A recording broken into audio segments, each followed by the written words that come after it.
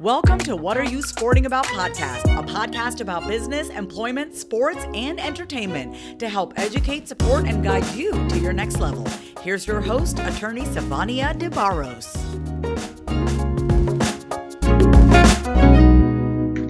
Hey guys, welcome back to another episode of What Are You Sporting About podcast.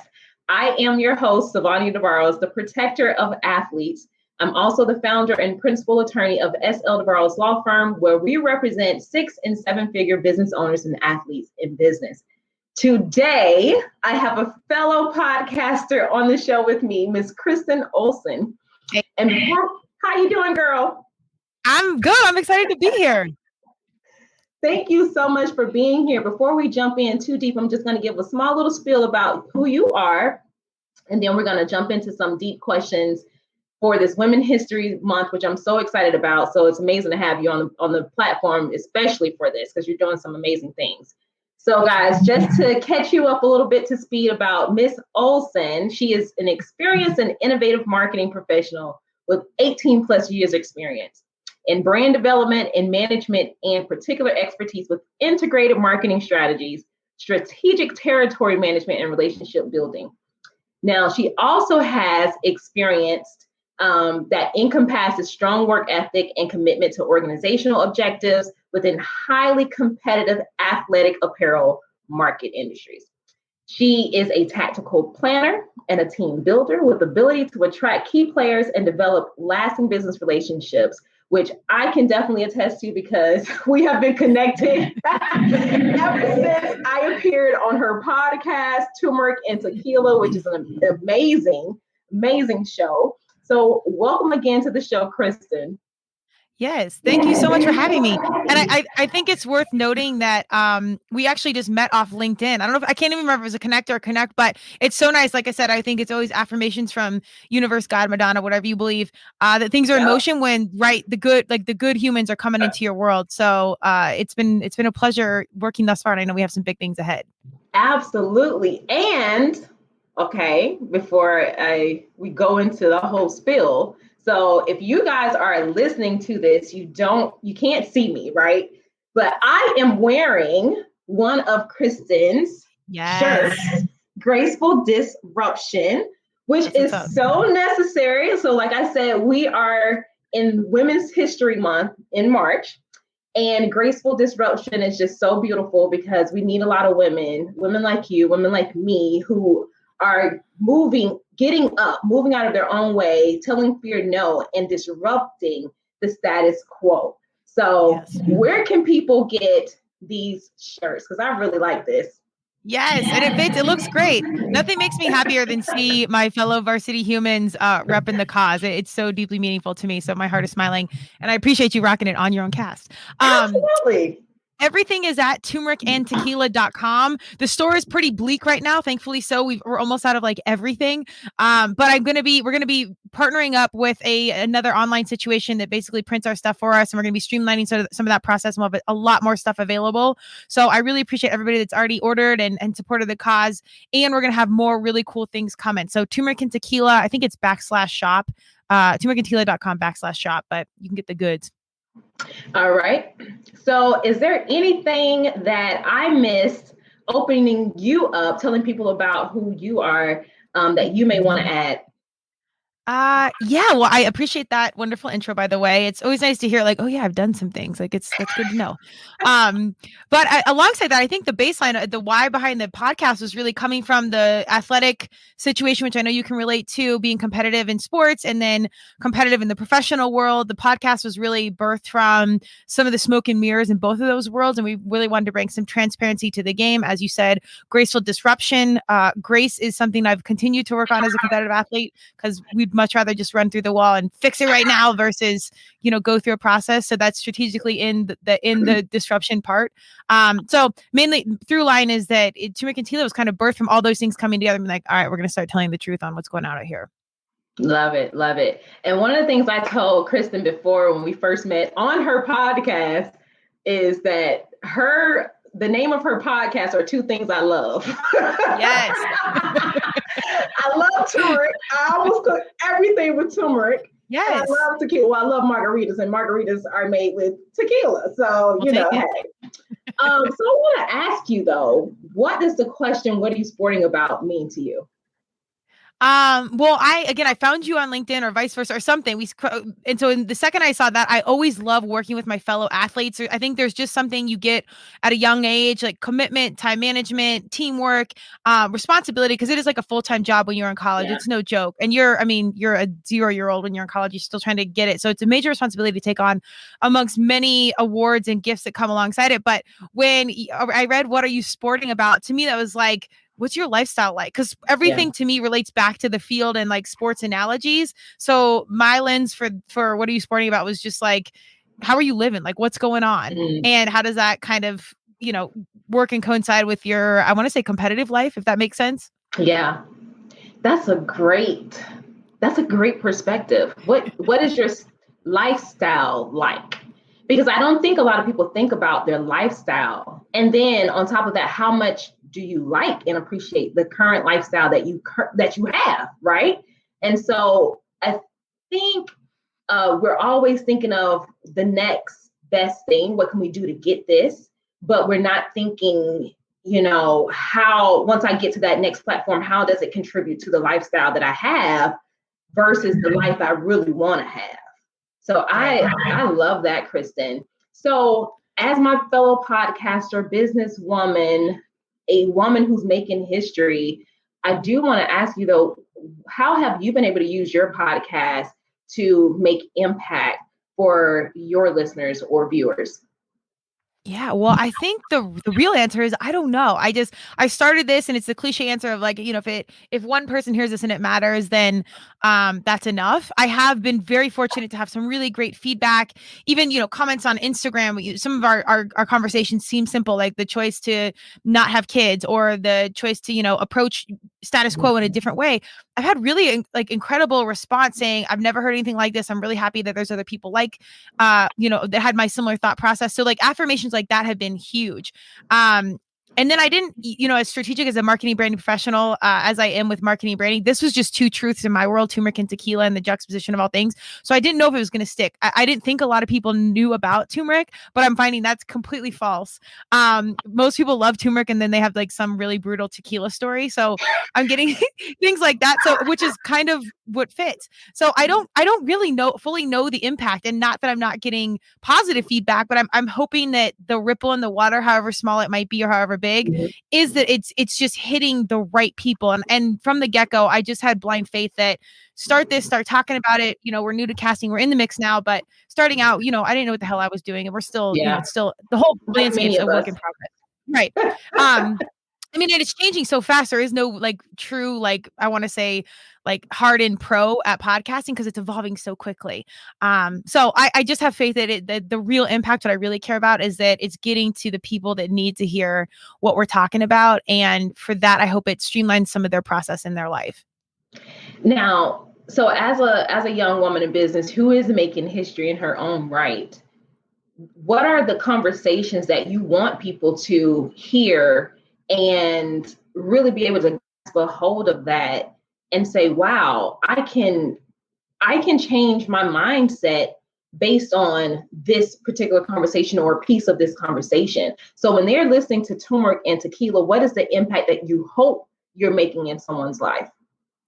Well, we're here. We say to change the world one gracefully disruptive conversation at a time, and to inspire positive radical social change. So we want to gracefully disrupt what's going on in this world and really just bringing light to real conversation.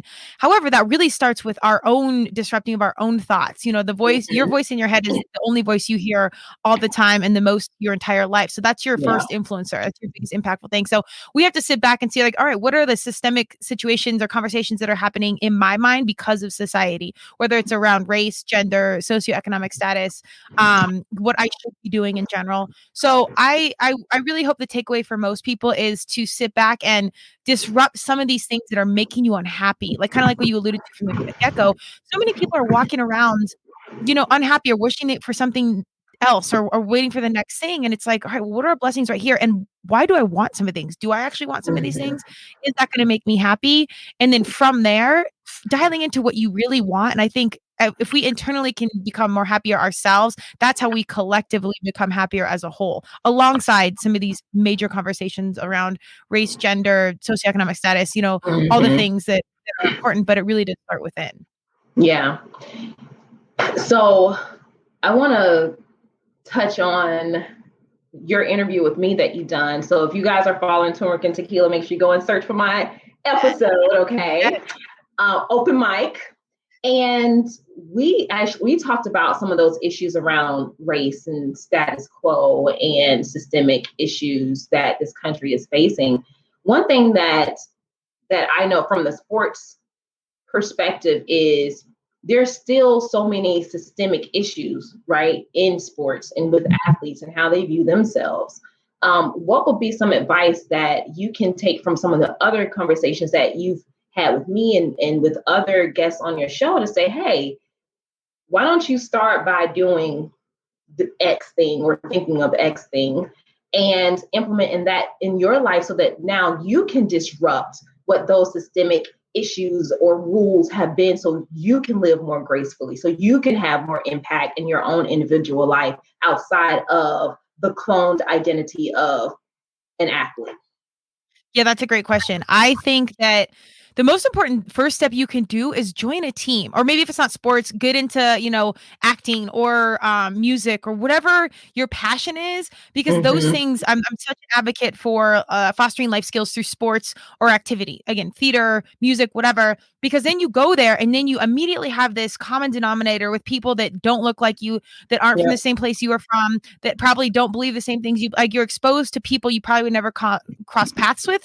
However, you already have a common denominator and a commonality and a place of interest. Sports and fitness and lacrosse and CrossFit, all these things have brought the best friends in my life into my world. And a lot of us have nothing in common. We don't look alike. And yet we have so much in common once you peel back that surface layer of like our outer casing, that our heart, our core values, so many things are similar. So I think step one is getting into the mix and being around people that don't look like you apart. Cause I'm not big on like telling people what to do, what have you, but I think if they can go experience it themselves, they'll be a firsthand believer because they've experienced it. And then from there, it's, even in college, you learn how to cook differently. You learn how to set your alarm differently. I mean, I call these like little varsity pro tips where it's, you get to be around all these different cultures and way of doing things better that you can collectively bring back. And then I think that whether intentional or not, that will ripple in the pond of how you do things with your kids or your family or your friends once you like go home from college, or you aren't around your fitness friends or the friends you made through that activity. And then once you're intentional about it, if you want to do like a podcast or something like that, then you have real experience to speak from, saying like, you know what, I experienced what diversity was like. I experienced, or I'd see how someone that didn't look like me had to experience their day versus my day. And then just further unpacking it from there. But I think that initial firsthand experience is really, really critical. I love how you say varsity pro tips. And I've heard you use varsity humans, varsity, and it just has me thinking about, in high school, all you want to do is make the varsity team. Yeah. Right? But you've been using it in the context of humanity and growth and development, being at the varsity level. So we compare varsity with being the best, right? We want to be on the top team. And so taking that into account, as being a varsity human, and the conversation we've been having about lifestyle and being able to foster certain skills through sports, why do you think it's been difficult for athletes to realize that they're not actually living a varsity level life, in spite of the fact that they actually may be in the pro level sports? Yeah. Well, I like that. It's people are saying like varsity and JV, and it's like that sounds like exclusive versus inclusive, and it's not. It's inclusive, and it's 100% a mindset versus my judgment on you or your judgment on me or whatever. It doesn't matter, because even if you are, you roll up in a green Lamborghini and you've got the pro title and everything that you thought might make you happy, and yet maybe you're cheating on your spouse, or you're and it's not an open relationship. I know it's 2021, so people have their own things, but like you're kind of living outside of your core values, whatever that may be. And when you really sit with yourself and you're like, am I the man or woman, or whatever that I want to be? Or am I just appearing that way to the world, to Instagram, to my teammates, whatever else? So the varsity commentary is really about me knowing, like, I can only really speak about myself, me knowing I am in pursuit of my best life. I am most purposeful to this world. Do I have JV moments where I'm off bat? 100%, probably more than the varsity ones. But it's that constant mindset of like, come on, are we doing the most right now? Can we get back on track? Can we, be productive, be useful to this world, etc.? It's like, it's a constant mind check for me. And when you start to surround yourself with people like yourself and you see like, oh, look at, now she's doing this. Okay, now we're getting on this. So that was a failure that I saw, but look how she's covered. Like, you can get around it. And it's, I think, this constant evolution of like varsity and JV moments, but it's you holding yourself accountable. Again, and that goes back to inner peace. If it looks good, that's fine. But if there's something off inside and you're not really challenging yourself to live in that manner, that the rest of the world, I really do think eventually sees that. Yeah. Oh my God. I love that, that conversation, because everything that you said made me think about the woman, the businesswoman, or the female athlete, or the former female athlete, or the woman who used to do all the things and now she's lost her identity completely. She's stay-at-home mom or whatever, you know what I mean? And it's so important. And I definitely want to highlight this, especially during Women's History Month. It's so important that women find ways to disrupt the status quo of what they've been told about themselves. So I want to ask you, what have been the key things personally for you that you've been able to latch on to first off recognize your value, and two, go after what you want in spite of how scary it may be?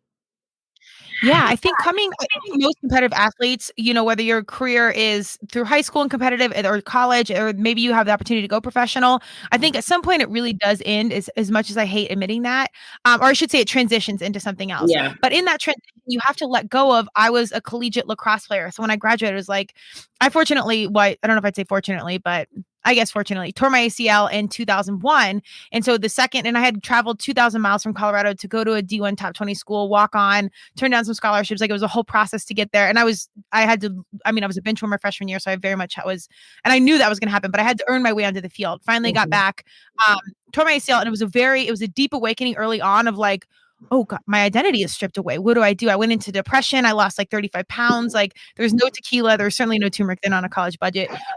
We had no balance. So I had to kind of learn that, where I think a lot of collegiate athletes, once you graduate, you're like, oh shit, you have this loss of identity.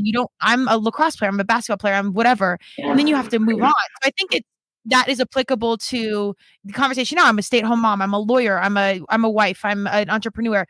I think all of these, again, these are like ideas from society of like how I should be, that I cling to, so society, the world understands me. I think the graceful disruption is us letting go of all those identities, and in the same time hanging on to pieces of them. Like, yes, I am a lacrosse player, I'm an athlete, I'm a competitive CrossFitter, and I'm a dog mom, and I'm a philanthropist, and I love to cook lasagna or whatever. I'm turmeric and tequila. Like, I love to party. Like, we're gonna have fun if you're hanging out with me. So it's not really having to box yourself into this. It's kind of being all things, and mostly just letting it go with yourself. Like, we think we need these deep identities, and we don't, because we're all true. Yeah. And and it's also the balance part of it too, because when you start trying to fit into certain boxes or labels that other people have for you, it's more constraining to truly live. Because I speak a lot about your purpose, finding your purpose, living in your purpose, removing fear so that you can operate in your purpose. But if you're so confined to how other people have defined you and allow that to now disrupt your own life, because you're not living a true life, you're not being authentic to yourself, because you're so busy telling other people that what they've said or how they described or characterized you is true. And it depletes your happiness. You know what I mean? And I think a lot of women, unfortunately, that narrative is started earlier for us. We're always the last to have the opportunities out there for our male counterparts. I'm actually happy that you were able to bounce back from your injury, because normally that would be a hard situation to recover from, and especially for a female athlete.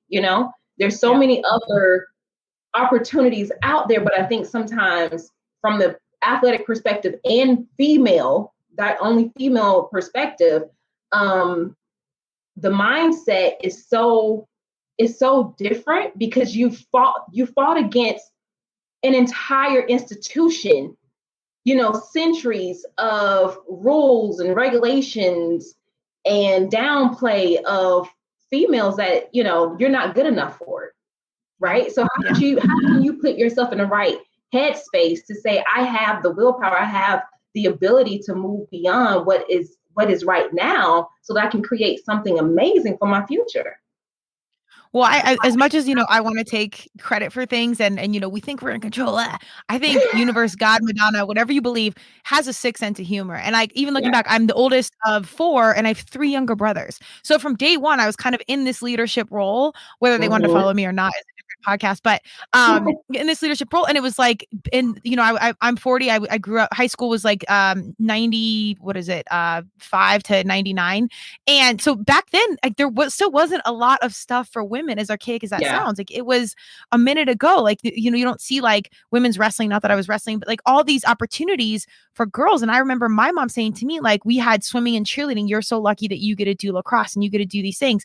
And my brothers would go play stuff. And it was a constant thing for me. I also just think it's my personality where it's like, I was like, well, and me too. I want to do this. Well, I can do this too. Like, I didn't want to play football, but I would go like put on their pads and we go play in the yard, because I just wanted to be part of what they were. And I remember my first real piece of like feeling inequality was my grandfather talking about baseball. Like, it's like the boys could, be major leaguers and make a lot of money. And I was like, well, I could do that, or something along that lines.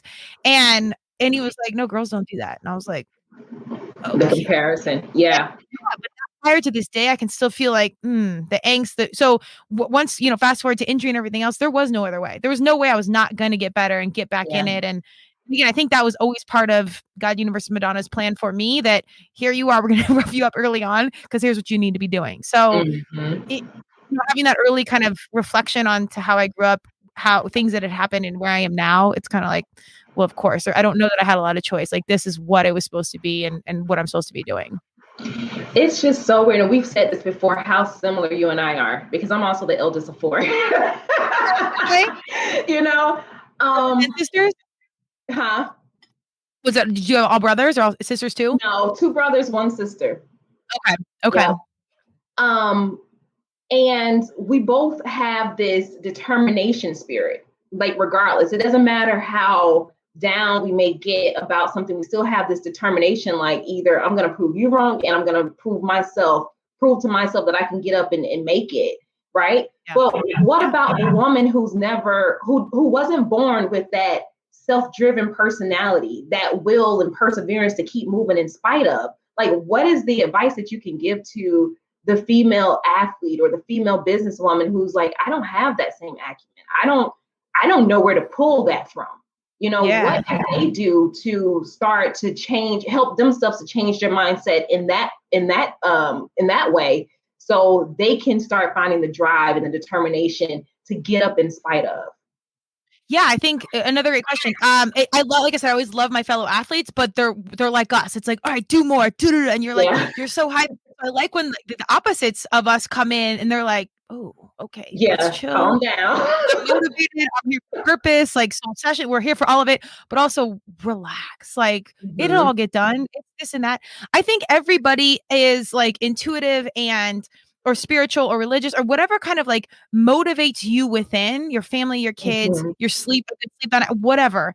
I think that's where you can really draw from the checkpoint of, am I really doing what I want to be doing? It doesn't necessarily have to be that you have to go, D1 and win an NCAA championship, or go to the CrossFit Games, or own your own law firm, or maybe it's you're the most impactful as, a mom staying at home. The most important thing we need right now are young humans being advised accordingly to get up, apply for a job, you call back, like little things that we need early on coaching of like, okay, this is actually important. So I think it's important for anyone, if you're not like the super competitive or run through the wall, like we are, great, go find people like us. Cause then I love the juxtaposition of working together. You will fill gaps that I don't have, and I will fill gaps that you don't have.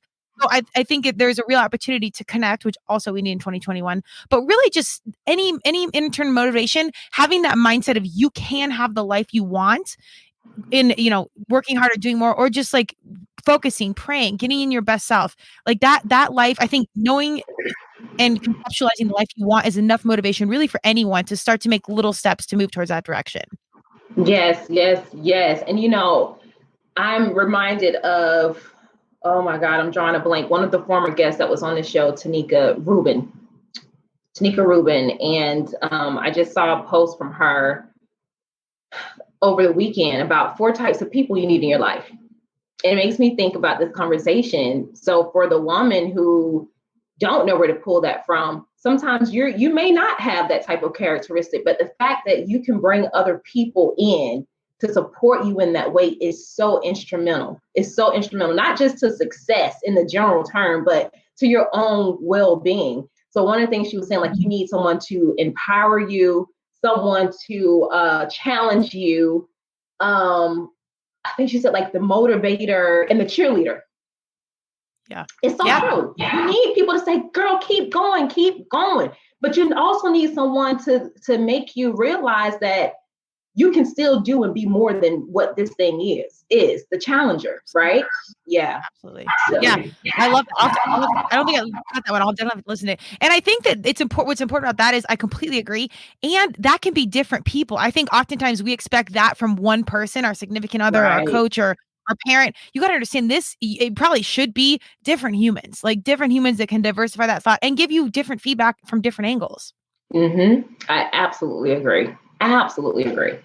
And I don't want to be disrespectful to your time. So where can people find Kristen Olson, personal brand, or Turmeric and Tequila? Go ahead and drop the digits, the social digits. If you like what you hear, come join us. We have a growing, thriving community of disruptors like Savonia, and please check out our cast. It was a really amazing conversation. We did it right around the resurrection at the Capitol, so we got into a little bit of legal and some heavier combo, and it was wonderful. But you can find me on Instagram, Madonna's Hero. As I said, I'm a huge Madonna fan. She's one of the original. If you don't love the music, she's one of the original disruptors. You should dig into that. And then my consulting company is KO Alliance. Turmeric and Tequila is the podcast. Any one of those, it's just the name on Instagram and Facebook and everything. You can find the other 3 links. And you know what, Kristen, before I let you go, because we didn't even talk about your consulting, which is so important, right? So really quick though, what made you interested in marketing and advertising consulting? It seems so confusing to me. Well, it's necessary. This is why we would be a good team, because we're totally different brains, like analytical. You're structured and organized, and I'm more like creative, and I'm pretty organized for a creative, but I abstract and I'm very visual. But again, this is where you build out your like life team. This is why it works. But yes, I got into marketing branding early because coming off of my collegiate experience, I was ready to not have a boss. My coach was great, but I was the oldest of 4. My parents were like, do your thing. And then in came a coach, and I was like, oh, okay, this is a lot of you telling me what to do. So I was like, I don't care. I'm just going to be an entrepreneur. I don't care if I fail. I live under a bridge. We're going to try this. Started a lacrosse company, and then CrossFit took off. So I was competing, and it was kind of mirrored the culture of lacrosse. So we started to help some companies activate in the lacrosse and CrossFit space. And I just learned marketing and branding from there. And I had the pleasure of being on the athletic side and the business side. So I had this unique perspective on how to merge those worlds. So I started KO Alliance, and we help companies activate in the fitness, and now it's really the lifestyle space, because our young humans are getting so much more privy to the health and wellness game. It's not just our elite athletes trying to do like human optimization. It's just our kiddos, which is awesome. So we help companies get into space, and we help with influencers and mutually beneficial strategic relationships, sponsorships, the whole 9. That's what's up. So if you guys are looking for consulting and marketing services, definitely make sure you hit up my girl, Kristen Olson. She is amazing. I love watching her on social media, and I'm so happy and blessed that you connected with me. It was just so out of the blue. Your message that I received was like, hey, I don't even know how we met, but would you mind coming on to my podcast? And you were gracious enough to do so. Like, that's huge. You never know who's going to hit you up on LinkedIn or whatever. So I appreciate you taking the message. So we're moving in the right direction. I have full faith. absolutely moving in the right direction. And this just goes to show people too, and back to a point that you made here today, was go and meet other people, get on teams and do things and travel, because you have no idea how much you have in common with people that you've never known, your entire life, who look different than you, who speak different languages. It's amazing how much we all have in common. But I think this world has been so focused on the differences. But when you really get down to the bottom of it, the differences aren't really that much, really. And let's just be honest about it. Yeah. 100%. Yep. We're so good for the exterior, which is, it's a valiant conversation in talent. We got to get into it. But really, again, it's like you strip it away, we all believe the same. Exactly. Well, thank you so much, Kristen, for coming on to the show again. Guys, make sure you get your shirt. Let me show you again. Mine is Graceful Disruption. Okay. And I have the crop that go and put on a sports bra. They do shrink heads up. What's that? I said they do shrink heads up. Yes. And Kristen has on Turmeric and Tequila shirt, which I love. And what color is yours? It's like, I think mine's the same color as yours. It's like I think it's called charcoal blue. Oh, okay. Okay. Yeah. So yours look a lot deeper. Maybe is yours gray? Mine, yeah, mine does look a little bit darker blue. Yeah. There's no real way of knowing. I don't know. Maybe this lighting is just super aggressive. Right. I might even be getting a tan right now. It's right on me. So it's all good. So make sure you guys go and order your shirts at turmericandtequila.com. Follow her on social media at Turmeric Tequila and at Madonna's Hero. Look, I want you guys to make sure you go and get my book, because it is life-changing. I am now officially, all right, drum roll, an international author. Yes. Isn't that something? Hell yeah, absolutely. Man, get your book, What Are You Sporting About, at prosportlawyer.com/best-selling-book. Or you can go to Amazon, Barnes & Noble, anywhere where books are sold, and get your copy. Make sure that you also follow me on Instagram at What Are You Sporting About. And until the next time, guys, it was a pleasure to be here to support, educate, and guide you to your next level with Miss Kristen Olson. We'll check you guys later. Peace. Thank you so much. Thanks for joining us this week on What Are You Sporting About podcast. Make sure to visit our website, prosportlawyer.com, where you can subscribe to the show in iTunes, Stitcher, or whatever your favorite platform is, so you'll never miss a show. And while you're at it, if you found value in the show, we'd appreciate a rating on iTunes or iHeartRadio. Or if you'd simply tell a friend about the show, that would help us out too. If you like the show, you might want to check out our book, What Are You Sporting About? Attorney Savania DeBarros is available for private consulting at sldebarros.com. And remember, we're here to educate, support, and guide you in your journey to success, because we're all sporting about something.